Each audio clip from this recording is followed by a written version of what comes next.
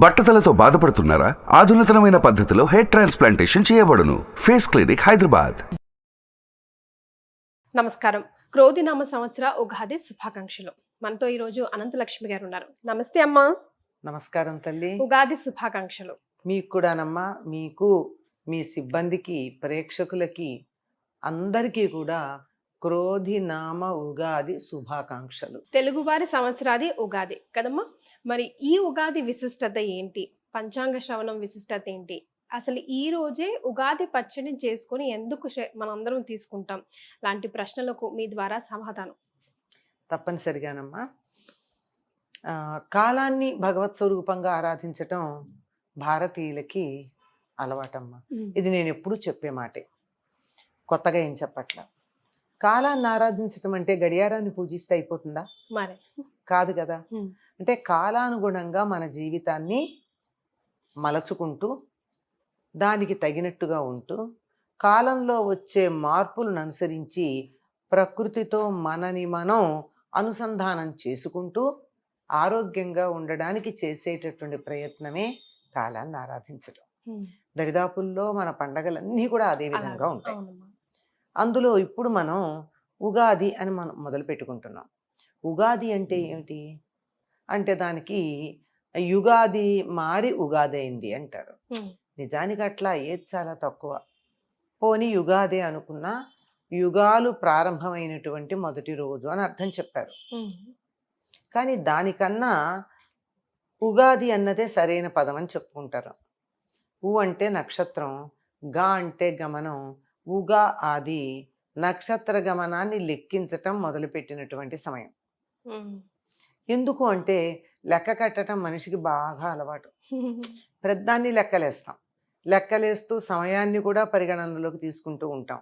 అట్లా ఉన్నప్పుడు కాలాన్ని ఇలా లెక్క కట్టడానికి ఉపయోగించుకున్నటువంటి ఏదైతే ఏముంది అంటే, కాలాన్ని మనం ఎక్కడ లెక్క పెట్టడం మొదలు పెడితే దానికన్నా ముందు ఆగిపోతుంది. వర్తులాకారంలో ఉంటుంది కాలగమనం. ఆదివారంతో వారం మొదలైతే శనివారంతో పూర్తయి మళ్ళీ ఆదివారంతో మొదలు. ఒకవేళ నేను శనివారంతో మొదలు పెడతానన్నారు అనుకోండి, అప్పుడు శుక్రవారం చివర శనివారం మొదలు. ఎక్కడ మొదలు పెట్టినా అంతకు ముందు దాంతో పూర్తయి వర్తులాకారంగా వస్తూ ఉంటుంది. అట్లా వచ్చే చోట ఎక్కడి నుంచి మొదలు పెడతాము అంటే, మన వాళ్ళు కొంత శాస్త్రీయంగా ఆలోచించారు. భారతదేశంలో ఉన్నటువంటి వేద ధర్మం తెలిసినటువంటి ఋషులు కంటికి కనపడేటటువంటి పదార్థానికన్నా దాని వెనకాల ఉన్న యథార్థాన్ని చూసేటటువంటి ప్రయత్నం చేసి, ఎప్పుడు కాలాన్ని పరిగణనలోకి తీసుకొని గణించటం మొదలు పెట్టాలి అన్నది ఆలోచించినప్పుడు, వాళ్ళకి ఆ మనోనేత్రంతో దర్శించినప్పుడు కనపడినటువంటిది.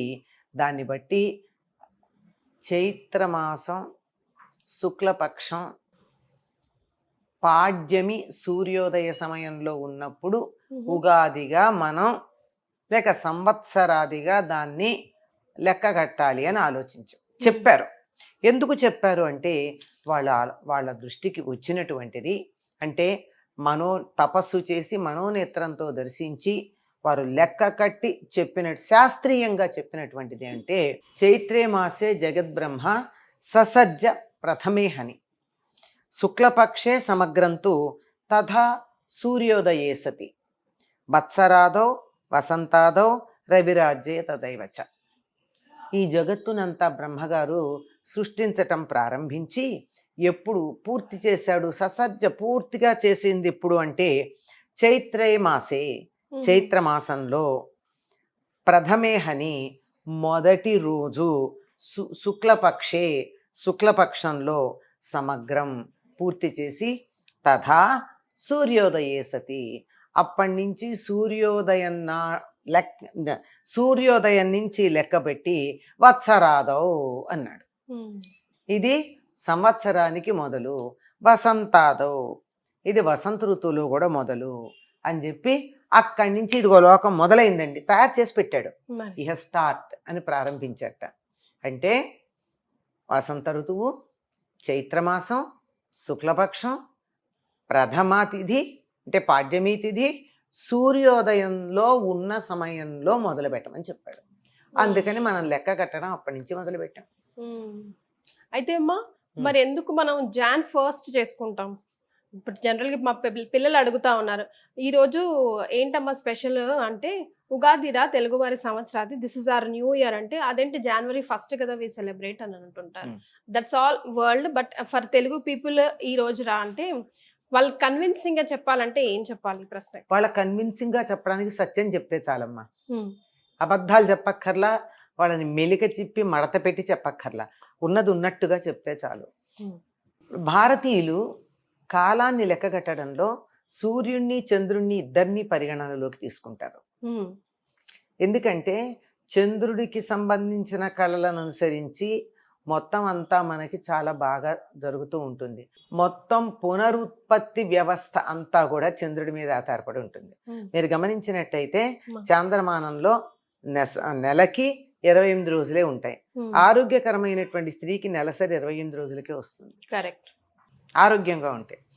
అలాగే చెట్లు, తర్వాత జంతువులు, వీటన్నింటి యొక్క పునరుత్పత్తి చంద్రుడి మీద ఆధారపడి ఉంటుంది. అంతేకాకుండా నువ్వు అర్ధరాత్రి ఎక్కడన్నా ఒక మనిషిని తీసుకెళ్ళి వదిలేస్తే ఇవాళ తేదీ ఎంత అని చెప్తే ఆకాశంలో నక్షత్రాలు చూసి టక్కుని చెప్పేయగలరు.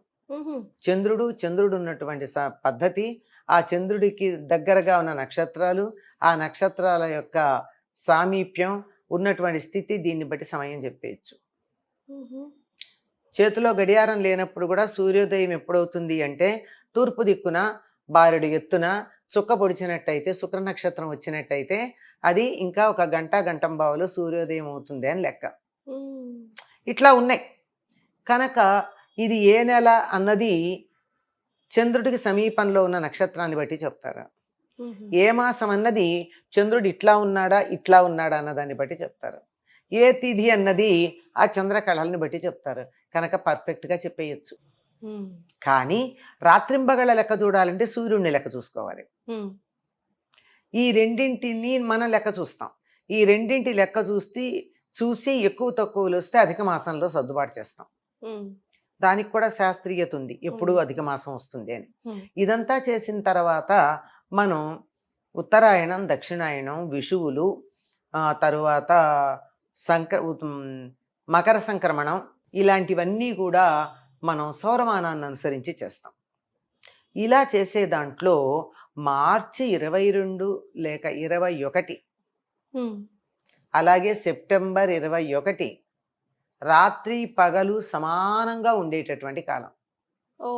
అంటే భూమధ్య రేఖ దగ్గర సరిగ్గా రాత్రి 12 గంటలు, పగలు 12 గంటలు ఎగ్జాక్ట్లీ ఉంటుంది. మన దగ్గరకు వచ్చేప్పటికి స్వల్పంగా తేడా ఉంటుంది, కానీ రాత్రింబగళ్ళు సమానంగా ఉండే కాలం. వాటిని విషువులు అంటారు.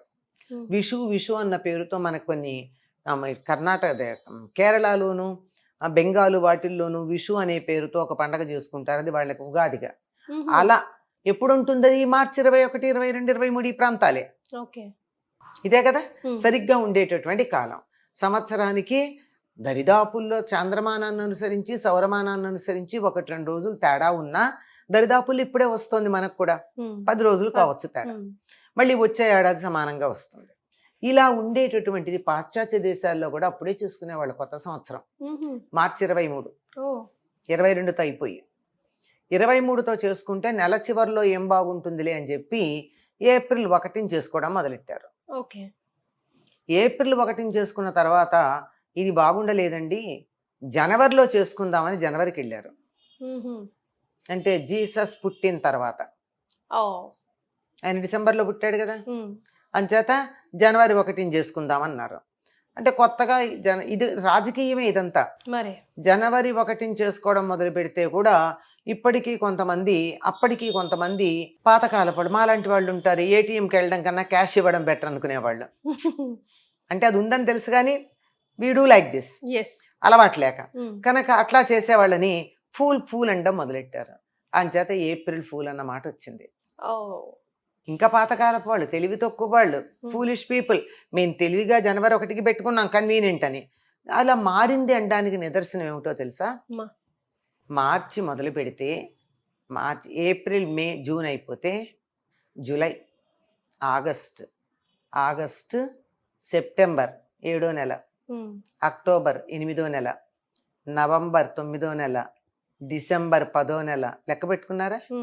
డెసి 10, నవ 9, ఆక్టా 8, సెప్టా 7. మరి ముందువేమైనాయి అంటే రాజుల పేర్లు పెట్టుకున్నారు. ఓ జూలియస్, ఆగస్టస్ వీళ్ళ పేర్లు పెట్టుకున్నారు.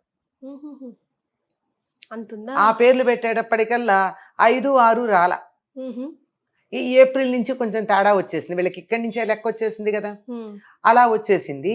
మరి అందువల్ల ఏం జరిగింది, జూలైలో 31 రోజులు ఉన్నాయి కదా, జూలై ఫుల్ మంత్, ఆగస్టులో 31, 2 ఎలా వచ్చాయి? సెప్టెంబర్ 30, అక్టోబర్ 31, ఆగస్టు 31, మరి జూలైలో కూడా 30 ఎలా వచ్చాయని జూలియస్ సీజర్ తన పేరు మీద నిలబెట్టాక నా నెలలో తక్కువ ఉంటాయా అన్నాడు. అందుకని ఎక్కడి నుంచి తీసుకొచ్చారు పాపం, ఫిబ్రవరి నోరెత్తేది లేదు, మార్చి మొదటి నెల అయింది కదా, అంచేత మార్చి అనడానికి వీలు లేదు. చివరి నెల ఏమవుతుంది, అప్పుడు మార్చిలో మొదలు పెడితే ఫిబ్రవరి అవుతుంది కనుక ఫిబ్రవరిలోంచి ఆఖరి నెలలో నుంచి ఒక రోజు తీసుకురండి ఇక్కడ వేసేయమన్నారు. ఇంత శాస్త్రీయంగా ఉంటుంది మనం అనుసరించేటటువంటి గ్రెగేరియన్ క్యాలెండర్ అని చెప్పేది.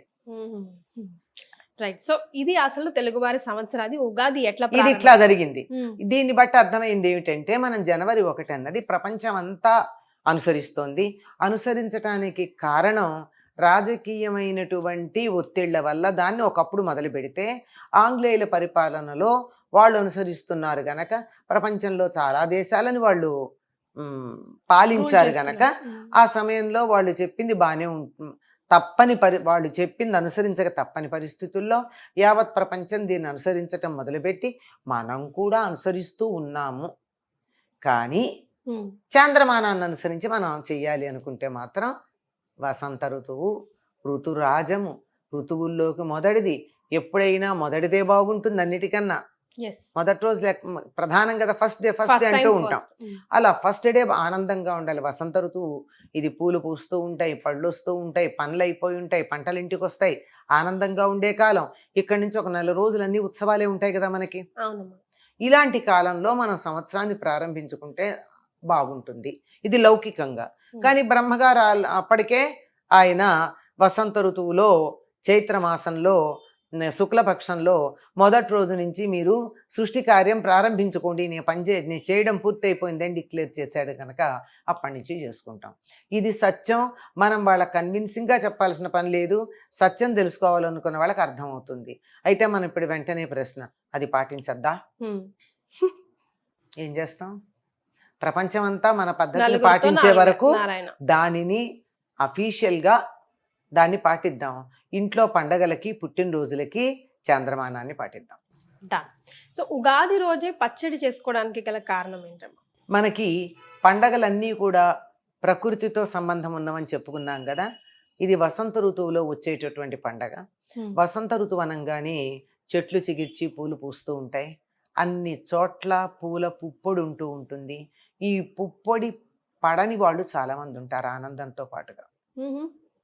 అందుకే ఈ ఋతువులో మీరు గమనించినట్టయితే పిల్లలకి చికెన్ పాక్స్ లాంటివి వస్తూ ఉంటాయి.